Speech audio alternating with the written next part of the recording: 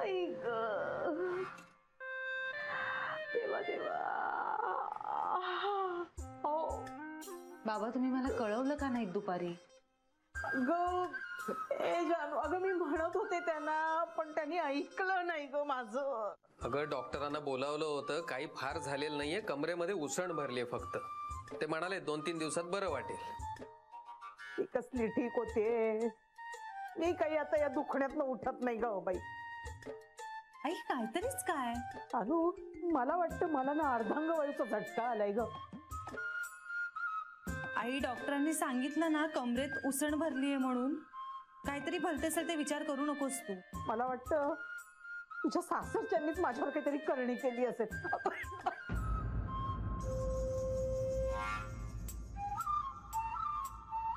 आई please असं काहीही नसतं आणि ते लोक तसे अजिबात नाहीयेत. या करून सोडून मोकळं झालं तरी पण तू मात्र अगदी त्यांचाच कैवार घेणार. ऐको ऐको ऐको ऐको पुन्हा कळ येते ग बाई. आई तू आराम कर आता, फार विचार नको करूस. कसला आराम ग, धड झोपता येत नाहीये की बसता येत नाहीये की उठता येत नाहीये की काही करता येत नाहीये. देवा देवा अरे कुठल्या जन्माची शिक्षा देतोयस मला देवा. आई गो देवा अरे एवढं चांगलं वागून शेवटी मलाच का रे शिक्षा. आई साधं दुखणं एवढा भाऊ का करतेस? थोबाड फोडे ना तुझं. भाऊ करते काय, भाऊ करते मी. दुखतंय माझं. त्याने तुझ्या कमरेत उसण भरली असती ना तुला कळलं असतं. भाऊ करते म्हणे, अगदी उलट्या काळजाचा निपजलास रे बाबा तू. आईची काही जरा पण कदर नाही. आई आई तू तू शांतपणे पड बघू. मी स्वयंपाकाला लागते. नको नको अगं अन्नावरची वासनच उडाली माझी. दुखणं ना आता मला घेऊन जाईल बहुतेक. तुझ्या लेकराचं तोंड काही बघता येणार नाही बाई मला.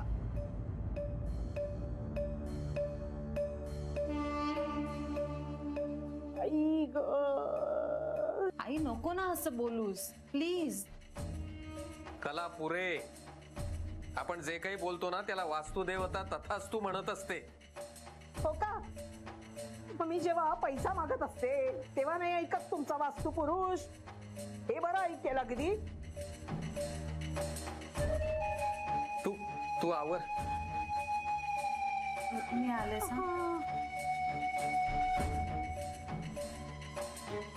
पिंट्या कायच ना रे. ए पिंट्या बघ बघ काय ते. जरा जरा इकडे रे. अरे जानूच्या आजी सासूंनी तो सुकामेवा दिलाय ना, तो देणार आहे जरा. म्हणजे सुकामेवा खाल्ला ना की उसण भरलेली आहे ना ते कमी होतं म्हणतात असं ऐकलंय मी. आणि एखादं फळ पण दे रे मला कापून.